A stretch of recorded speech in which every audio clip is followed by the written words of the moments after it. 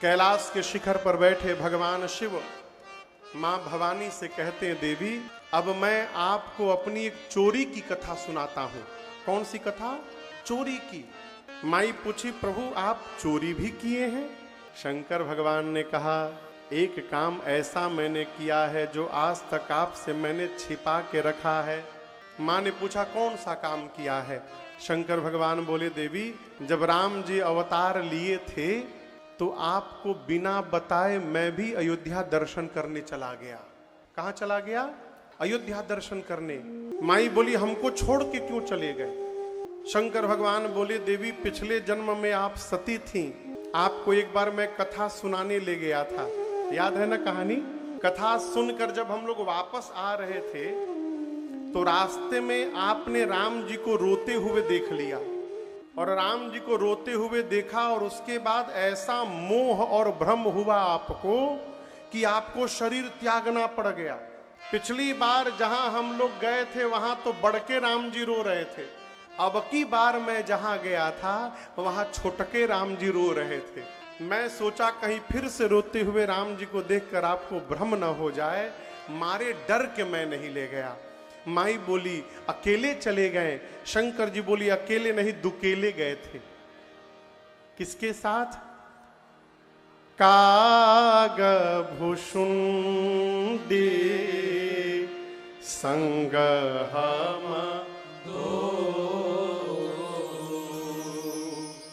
मनुजा रूप जानई नहीं को।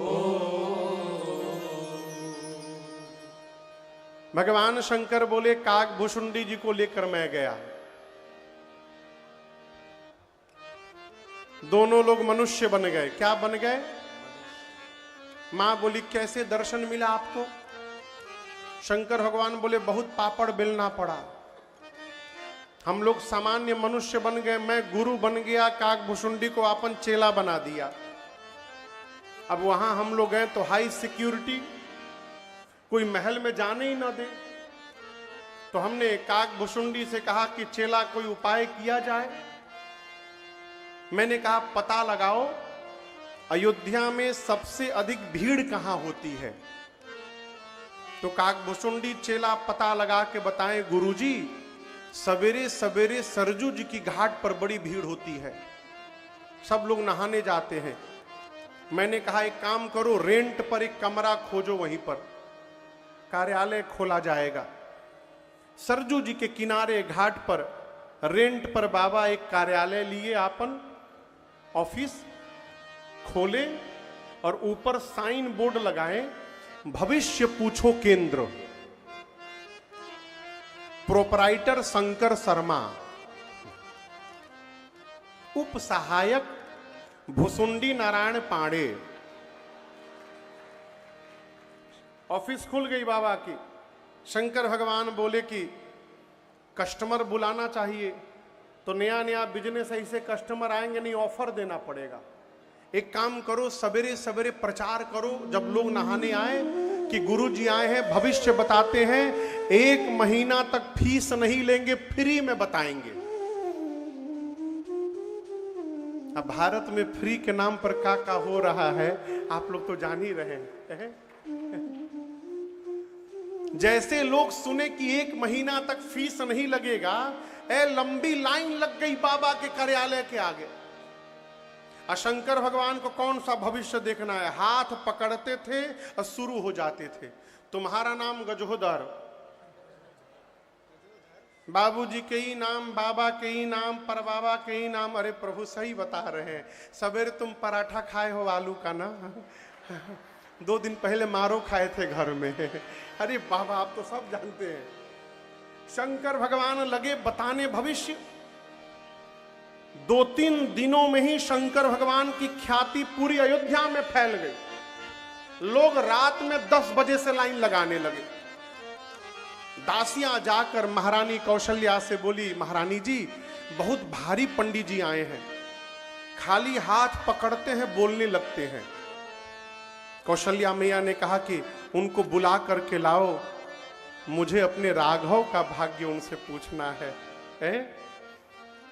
सेवक पहुंचे भगवान शंकर के कार्यालय के बाहर, लंबी लाइन लगी है।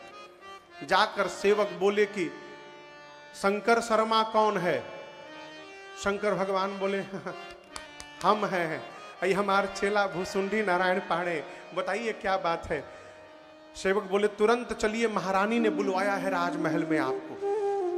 शंकर भगवान सुने तो काकभुसुंडी जी से बोले चेला जल्दी पोथी पथरा बंद कर, चला जाए। लोग बोले अरे हम रात से खड़े हैं, हमारा भाग्य कौन बताएगा?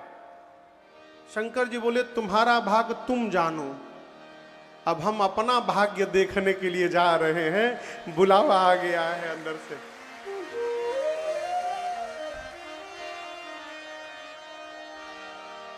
अरे शिव और काकभुसुंडी लेके पोथी पतरा, दर्शन हित अवध नगरिया को चले। दोनों लोग पहुंचे दरबार के द्वार पर, महल के द्वार पर। गेट पर द्वारपाल खड़े थे।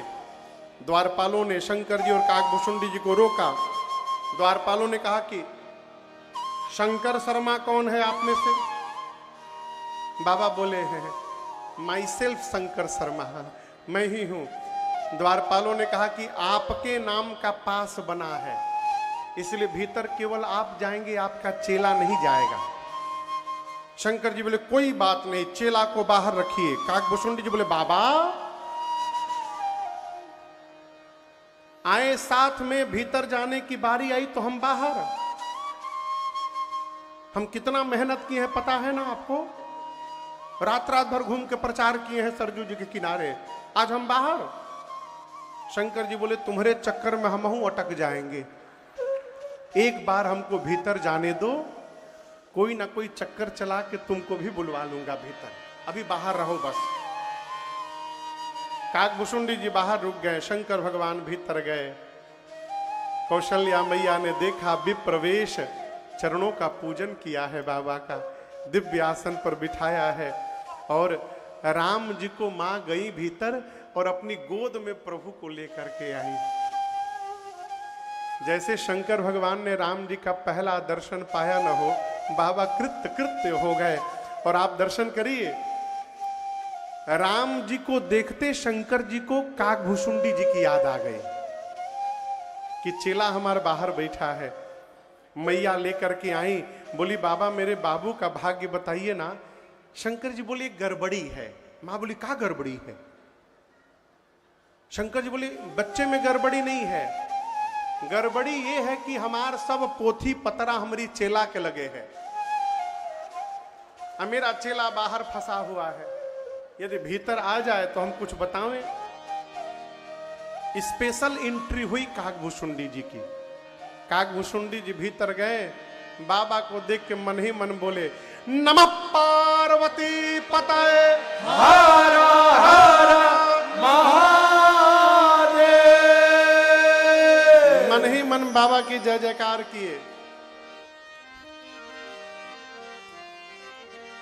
शंकर भगवान के गोद में मां ने राम जी को दे दिया। राम जी छोटे हैं एकदम, बालक शिशु, गोद में भगवान शिव पकड़े हैं और एक हाथ ले करके भगवान का देखने लगे।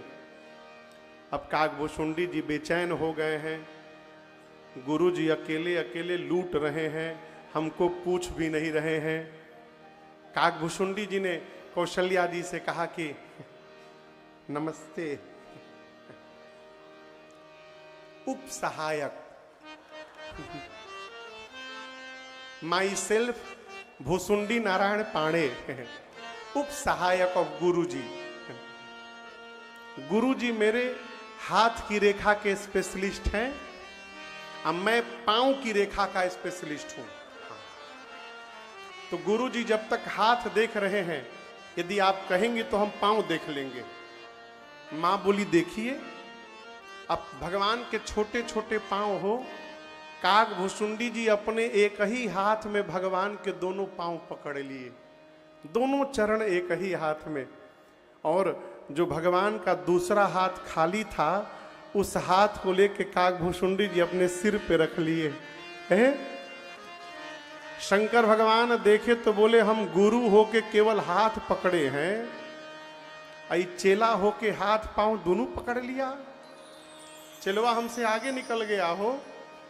कागभूषुंडी जी के भाग्य पर भगवान शंकर भी आज गदगद हो गए हैं। बाबा ने सब बताया। आज ही भगवान शिव ने बता दिया कि महारानी, जब तक राम जी किसी बाबा के साथ, मुनि जी के साथ अयोध्या के बाहर नहीं जाएंगे, तब तक आपके घर में बहू आने वाली नहीं है। यदि कोई बाबा जी लेने आए तो तुरंत भेजिएगा। शंकर जी ने कहा, देवी मां पार्वती से मैंने देखा, उस समय जो आया और महाराज से जिसने जो मांगा, महाराज ने उसको वही लुटा दिया। मांगने वाले संतुष्ट हुए, यही क्रम चलता रहा।